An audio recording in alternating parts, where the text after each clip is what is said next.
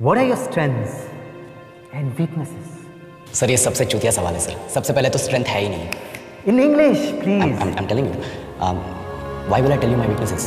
मैं आपको अपने स्ट्रेंथ वीकनेस के नाम पे बताऊंगा। जैसे English. I'm a perfectionist.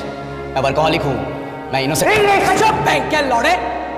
क्या इंग्लिश इंग्लिश इंग्लिश लगा रखा है बे? 4 साल का था मैं जब मेरे पापा जबलपुर में किसी हलवाई के यहाँ काम करते थे। खुद तो कभी स्कूल गए नहीं, इसलिए अपनी गांड घिस घिस के मुझको स्कूल में भर्ती करवाया। अब कहने के लिए तो इंग्लिश मीडियम स्कूल था, लेकिन साले हमारे टीचर लोग खुद हिंदी में बात करते थे। हमारे स्कूल के लड़के एक दूसरे से यो व्हाट्स अप डो ऐसे बात नहीं करते हैं। क्या भौंक रहा है तेरा लंडा आज कर रहे हैं? ऐसे गले मिलते हैं। किसी तरह रट्टा मार मार के 10th तक पहुंचे तो पता चला कि जिंदगी में सफल होने के लिए एक ही तरीका है और वो है इंजीनियरिंग। सब यही कहते थे, माँ बाप, टीचर लोग, गली का वॉचमैन भी हमसे पूछता था, और भैया कैसी चल रही है आपकी तैयारी? भाग बेंचो, तुमको क्या करना है? इसलिए हमारे स्कूल के बच्चे हम सब पहुंच गए बकरों की तरह। मैं IIT, मैं NIT। अरे जिस बच्चे ने अपने बाप को जलेबी तलते देखा है वो तो यही सोचेगा ना कि जिंदगी में पैसा ही सब कुछ है। I did not choose this engineering life, sir, and neither did this engineering life choose me. It was shoved down my throat by my teachers while my hands were tied to my back by my friends and my parents watched in silence. और English सुनेगा तो मादरचोद तो सुन।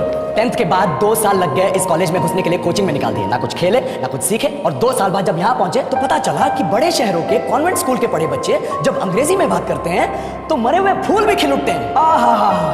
हवा में oxygen की मात्रा बढ़ जाती है इनकी अंग्रेजी सुन के। और पूरे कॉलेज की लड़कियां इन इंग्लिश स्पीकिंग लड़कों को अपना जीवन साथी.com मान चुकी है। तुझे क्या लगता है? मुझे कभी लगा नहीं कि मैं अपनी अंग्रेजी पे काम करूं, अपनी पर्सनालिटी पे काम करूं। बहुत लगा। ये चूतिया इंडस वैली सिविलाइजेशन का जो एजुकेशन सिस्टम बिठा के रखे हो, जिसमें हर साल में 10 सब्जेक्ट, हर सब्जेक्ट में theory, practical, viva, lab work, external, internal, majors, minors, assignment, project, thesis, गांड मार के रख लिया हमारे। महीनों तक नहाना भूल जाते हम लोग और फिर हमारा परसेप्शन बना देते हो कि हम ऐसे ही रहना चाहते हैं। अबे साल में 1 बार कल्चरल फेस्टिवल आता है, 1 बार, उसके लिए भी प्रोफेसर से भीख मांगनी पड़ती है। अरे बिना इंग्लिश बोले, बिना लड़कियों से बात किए कौन गांडू रहना चाहता है वैसे?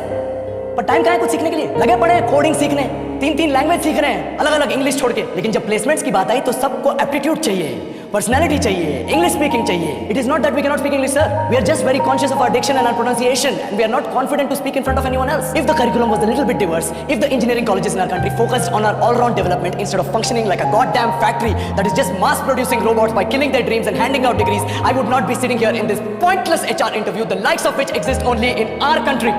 ये लो सर, बोल दिया मैंने 4 और लाइन अंग्रेजी। अब बताइए, क्या मैं आपके मल्टीनेशनल कंपनी के लायक हूं? Do I have the potential to be a slave of your esteemed organization?